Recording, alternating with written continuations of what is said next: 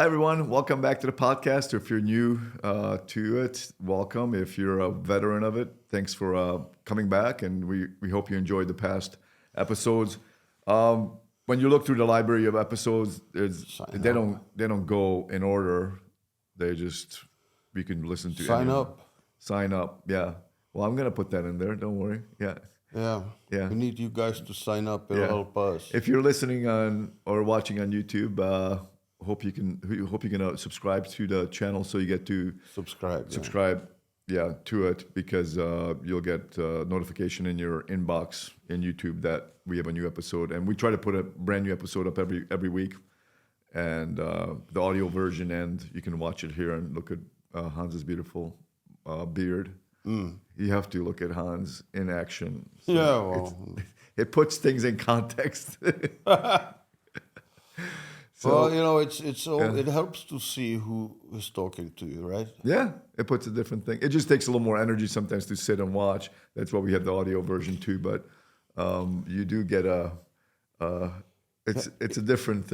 Yeah, it is different. I watch my own podcast sometimes, just to make sure that I don't screw up too much. No. And it's quite an experience. So at least for me, it is. It's weird watching yourself. It is weird watching yourself, but you learn. You learn how, talking, and if you're Sometimes I feel I'm talking too slow. It's But, better than talking fast. That's probably true. Yeah. Yeah. The reason why I'm talking slow is this is all I'm winging it. I'm just pulling it all out of my head. Yeah, I don't plan it up front. I don't have it something on a written piece down. of paper. Yeah. So I gotta sometimes reach into my fading memory. Yeah, that's what makes it. I think what I love about it is I hate stuff written down. Like I think people write stuff down. It sounds like a corporate video. I it's tried like, to write things down for when I had some speeches and stuff, and it just threw me off. Yeah. So I forgot this, and then I try to keep it up with what I have written, and it doesn't flow. Doesn't flow. Yeah. It's too choppy. Choppy. Yeah. No, I The agree. logic of it. I think. For me too. That's the way I feel. And if you know your subject matter, then you should be able to discuss those topics fairly well. So Yeah. Don't want to be like have a teleprompter. I know. Read it. Just read it like Biden. I know. Uh-oh. Let's stay on the course. Let's not get into politics, man. Let's get back to dogs. We're going to talk about, this is an interesting topic, digging, why dogs dig. And this is Hans's all the 50 years plus experience. Oh. Well, All right. well, it is. Well, I mean, the point is this, okay? I figured people. I can talk about dog training in general and all that, but sometimes people want to have like answers to their everyday questions they may run into with their dogs. So how to solve the problem. When I was training dogs more, like obedience and stuff, I would go to people's home, and usually 99% of all people, they were not people who picked up a raw dog and were out to train. They always waited until they have some kind of a problem, and then they called me, right? And so it was behavioral modification. There's like there's two things, two approaches, and one of the approaches, almost any behavior, not every behavior problem, but almost every behavior problem could be solved by you doing strong obedience, where you communicate to the dog what you want, and the dog does it if he wants it or not, right? Yeah. And for that you need to be in leadership position, and it goes back to the pack and wolves and all that, okay? But sometimes you have a behavior. So let's say that type of a problem would be when the dog is doing something right in front of you, kind of thinking about, well, maybe I'm gonna piss on the corner of this table, Yeah. and so you say no, right? And the dog says, okay, my master doesn't want it, so I won't do it, and it gets in their mind, right? Yeah. And they remember. At At least they're not gonna piss on that corner of the table. At least that when corner. you are around. Or at Right? least when you're They'll wait until you leave, and then, that's another issue. We can talk about that too, actually. Okay. You know, but then you have a problems like a digging. You know, and dogs usually dig when you are not around, right? So when they start digging, you can tell, hey, don't do it. You know, fooey, no, or whatever negative you use, right? Yeah. Always use consistently same negative you're using in obedience. You know, don't create new negatives for different scenarios. Like don't dig. You know, don't. You Yeah. know. Just no. Yeah, Or just say whatever. no Yeah. or fooey, whatever you did in obedience. And but that's when you're around, right? Now the dogs, when they decide to dig, they have a reason for it, right? Yeah. And there's 5 reasons. Let's see if I can remember them. So first of them is boredom. It doesn't have to be necessarily in that order, but first one that came to my mind is boredom, digging for animals, running away. That's like under the fence, bitching the heat down the neighborhood. So dog digs under the fence. And cooling holes. You know, it's like when it's really hot. Yeah, I seen it Like with in the Arizona, quail. they will Yeah, they will dig the dirt and Yeah. dig a hole, and then they lay in the moist, cool dirt. And the 5th one, did I say 4? I think so. I think that's for you. And then the 5th one would be compulsive digging. In other words, the reason is not there anymore, but they still dig because they just dig compulsively. Yeah. So in order for you to get rid of that particular problem, and that's what these people, which I disagree with, generally speaking, the FFPP, you know, force-free, purely positive people, Yeah. that's what they want you to do. They want you to remove the stress. That's not necessarily that bad, you know, but you should have all the tools in your toolbox, not just some, right? So, but you need to eliminate the stress which caused the dog to do the bad thing, and then the bad thing will go away. You know, for example, if it's too hot, you know, outside, well, don't leave the dog outside when it's too hot, right? Yeah. Take him in the house in air-conditioned room, you know. Or if it's too hot and they dig, well, be at peace with that, right? Yeah. Then Okay, well, I guess he need to cool down, right? Some dogs will lay in the trough with water, you know. Animals, you know, if you have a mouse or gopher in your backyard, well, dog may dig for it, Yeah. you know. Boredom, that's biggie, you know. A lot of dogs dig because of boredom. They just have nothing to do, you know, and so they just start digging, you know. So then again, that's your fault, you know. You should let the dogs to Stimulate. not to be bored, right? But again, people say, well, I go to work, you know, dog is alone 8 hours, you know, so he gets bored. One thing you can do when before you go to work, you know, get the dog mind's a little bit tired, and let's say you getting dressed, putting socks on, and shoes, and all that, and dog is watching you. Tell the dog to sit, stay. Right? You can play stick or throw tennis ball to the dog for 2 hours, and the dog will, and then you stop, and dog will be tired, and 15 minutes later he will recover and can do it again, right? Yeah. But you can tire the dog's mind by telling him sit, stay, or her. Yeah. And for a dog to sit, stay, they don't like to sit, stay. They like to lay down. Yeah. Sit, stay is somewhat uncomfortable place to be for them, and not just not physically necessary, but mentally. They gotta focus on, okay, I gotta sit, right? Yeah. They would like to lay down, right? Yeah. And and you force them to sit, stay 5-10 minutes, and the dog is gonna be completely exhausted, right? So then when you leave the dog, they're gonna be less likely to get bored, right? They're gonna say, I guess he's gone. God, that's good. You know, Yeah. finally I can relax a little bit. Yeah, yeah. Right. So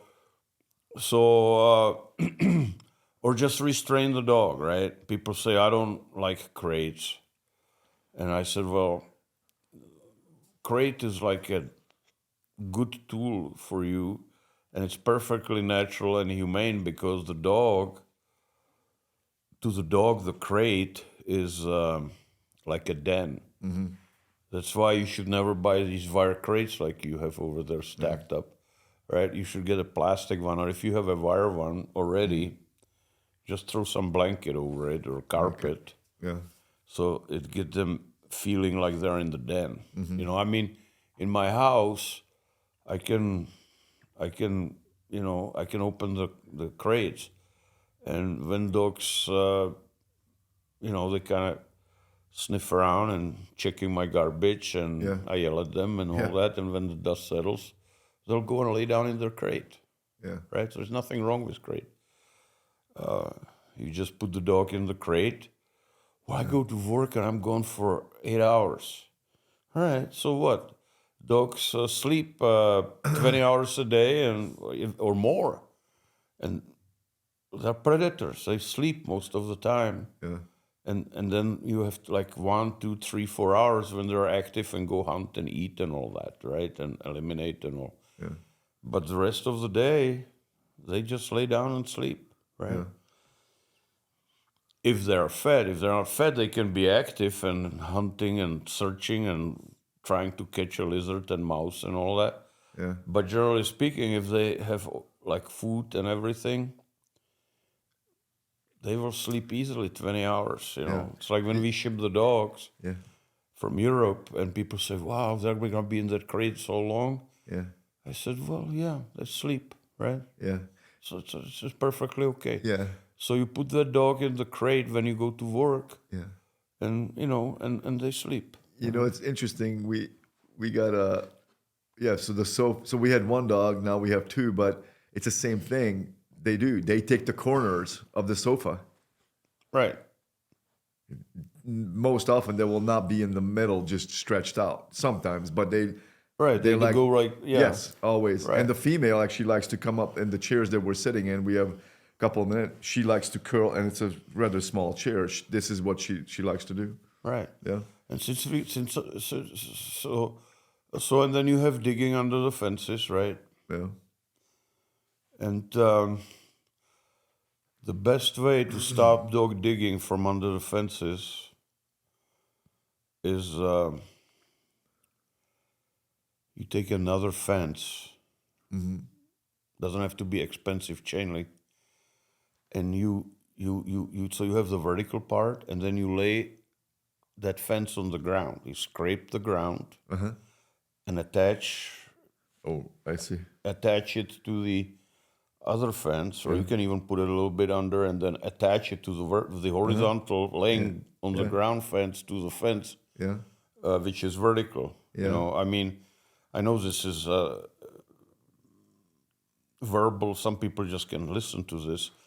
If you see the video, you know, it's like this, right? So you have a vertical fence and then you have a horizontal fence. Like an L. And you put it like a L, right? Or yeah. T, T, right? yeah. And where the two fences match, you take a strong wire. Don't use baling wire because they rip it. Just some strong wire, you know, and braid it together. Okay. And then you can cover the horizontal fence, which is laying on the ground, with the gravel or dirt. And the dog decides to dig 2, 3, 4 inches down. Suddenly there's fence, and they cannot go any further because there is a chain link fence. That usually stops them. That'll stop them, right? And there, of course, they can jump over, right? Yeah.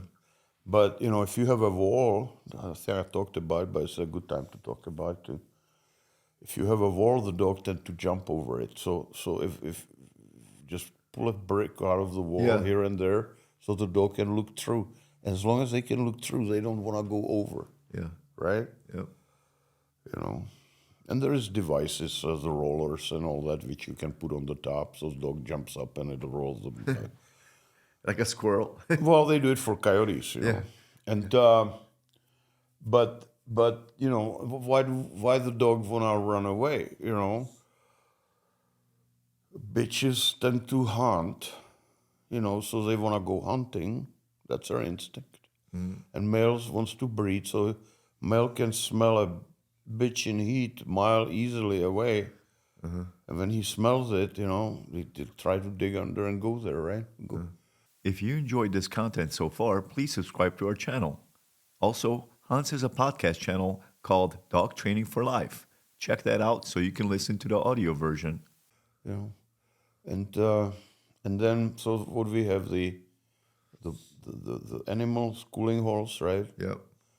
Boredom Yeah. and under the fences. Yeah. And the fifth one is compulsive. Compulsive. So what In do you other do? words, the compulsive problem is the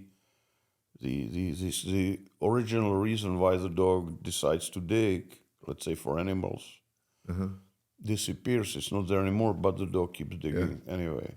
That's where you don't want to get. That's really hard to break. What would you? I mean, what What is would I there do about that? Any hope? Well, the only way is to just somehow restrain the dog so he doesn't do it, and eventually, hopefully, it's gonna go away. But it becomes a default, right? And they tend to get to it every time they get stressed. Yeah. It's like dog spinning and chasing its tail. You can get rid of it, but when they get stressed out, they go right back to it. Yeah. It's the same thing with the digging, Yeah.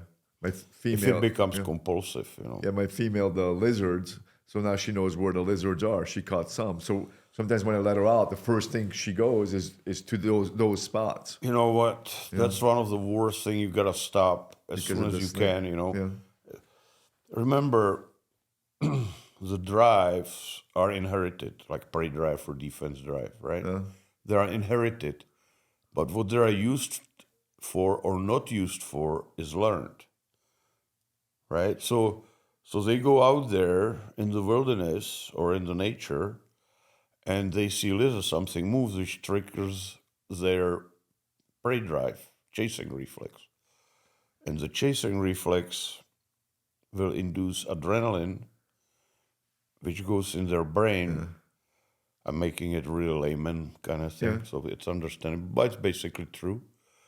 And there, it creates permanent change in the brain, so that lizard will be chasing, and some dogs, they get so obsessive if you don't stop them. Let's say you have it's a hot day in Arizona, Yeah. and you let the dog chase lizard. I've heard of dogs actually collapsing and dying, Yeah. from just keeping chasing lizards. I can believe that. Yeah. Because they can't really catch the damn lizard, right? They're way too fast. She did. Yeah. She got it. Okay, well, good. That makes it even worse, so right? Because now she got rewarded for it, right? Yeah. The thing I'm scared of on this instance is we have snakes. So. Yeah, lizard is different than snake. No, but there could be a snake. Oh, and that's what right, I mean. So that it's like one thing leads to another. Right. Problem. This is not digging for animals, but it's just chasing animals, and you really, really want to stop it. As soon as you see it, no, and come hard at the dog. Yeah. Because once they start doing it, man, it becomes permanent part of their makeup, and again, it's a matter of survival, right? I always say, imagine this little cub wolf gets out of the den. And there's a mouse, and his prey drive gets triggered, and he catches the mouse and eats it. It's good. And that's good.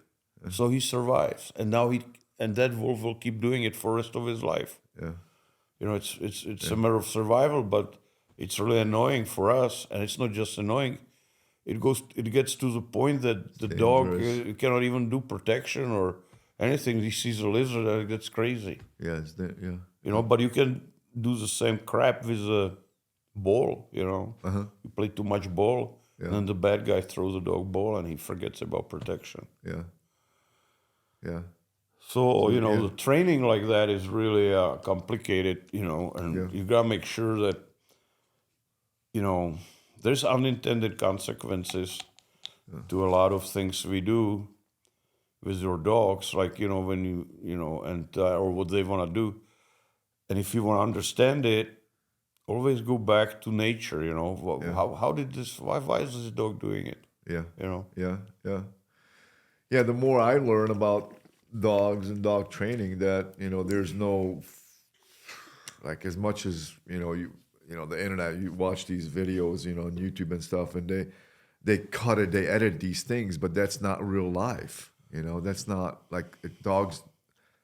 They mess up too. They have issues. It's not right. It's When a I go, remember, as I said, the drives, right? yeah, So they teach the animal, the predator, in this case, dog is a predator. They teach them what to use the drive for, and also what not to use drive for. So you have the aversion training, like with rattlesnake training yeah, or electric shock yeah, collar for any kind of behavior, chasing cattle or whatever, yeah, right?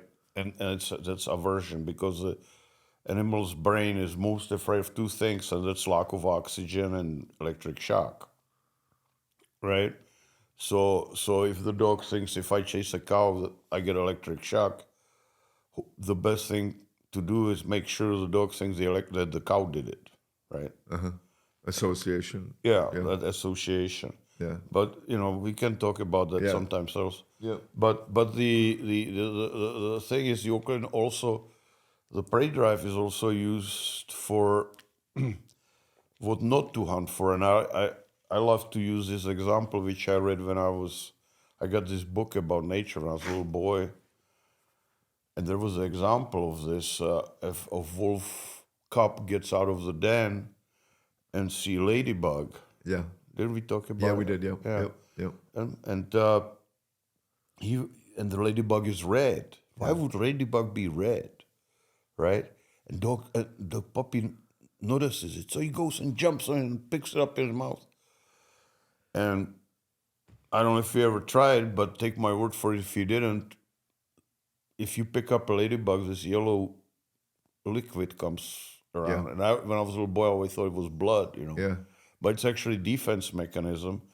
And then if you drop that ladybug and touch your tongue with that finger, which yeah, had that stuff on it, even hours later, it's one of some of the most god awful, bitter like kind of yeah, tasting stuff, right? And so the puppy, when he picks up the ladybug, he has this god awful taste in his butt, or bird, picks yeah, up a ladybug, yeah, and and then he's gonna try to clean that stuff out of his mouth for half an hour, yeah, and and then he will never do it again. So when he sees that bright red ladybug, oh, forget about yeah. it, I don't want that. right? So the electric shock with e-collar, same thing, right? So there's aversion. It's all from nature, right? Yeah, And so when the dog chases animal or digs for the animal, you want to stop it as soon as possible, because the for millions of years dog learned, if I dig and find a mouth, I'll survive, right? yeah, And if he wouldn't dig and wouldn't get the mouth, he would not survive, yeah, let's say. That's why you have dachshund hunting for badger, going in the dens and stuff like that, yeah, yeah, brave little dogs, yeah, and so you gotta keep that all in mind, yeah, about this. And the compulsive part, of course, as I said, then is that the animal, that the dog, may not have the reason anymore. He just digs because as soon as he digs, there's this association in him, which just the digging itself causes him to get the adrenaline up, as Yeah. if he would be digging, let's say, for animal, yeah, yeah, right? yeah, Right? It becomes, that's how we train the dog. Is basically Pavlov, right? I dig and I get this. reward. Yeah, Pavlov rings the bell, feed the dog, right? yeah, So the dog learned, if I dig, I feed the dog. yeah, Now that was genetically predisposed, that digging for animal, yeah, but once it gets confirmed, it gets firmly embedded in the dog's head. yeah, So if you start seeing the dog starts digging for animal, Don't think it's funny and let them do it. Just yell at them, and hopefully you have enough obedience in the dog so they understand what no means. Yeah. You know, and I'm talking obedience, positive, negative, and not Yeah. positive only crap. Okay. Yeah, because that's when it goes out the window. Right, the because you positive. need to be able to communicate to the dog, I don't want you to do this. Yeah. You know? I'm not trading. Yeah, exactly. Yeah. And there is a consequence to that if you don't stop. So, yeah. That's about it. Oh, I want to say a little bit about the crates. You know, when you get yourself a good crate, and don't feel bad about using crate, okay, for the dog. Don't use it like that they're there all the time. But remember, crate is like a den, Yeah. and make sure that the dog feels comfortable. And actually, smaller crate is better That's what I than was big going crate. to ask you about the size of the crate. What And size? if you get these wire crates, the dog can see through it, and he feels like he's in prison. He sees this barrier in front of him, Okay. and he cannot go through it. When he's enclosed in the crate, he's just feels safe like a turtle. Okay. You know, Okay. don't save money on crates. Okay. You know. What's as far as size of crate? What do For German Shepherd, large. you? Okay. Extra large or so giant. It's too big. Okay. The dog should stand up. Or when no? you go ship dog in crate, the airlines, they want you to buy a gigantamous crate where the dog can dance, without touching. Yeah. Standing, they don't want the tips. It's so stupid.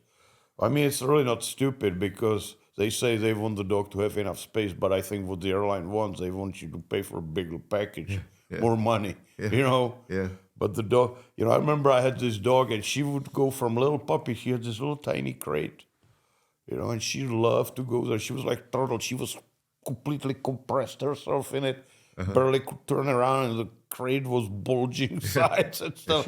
But this is it, man. That's my crate. Okay. Yeah. Okay.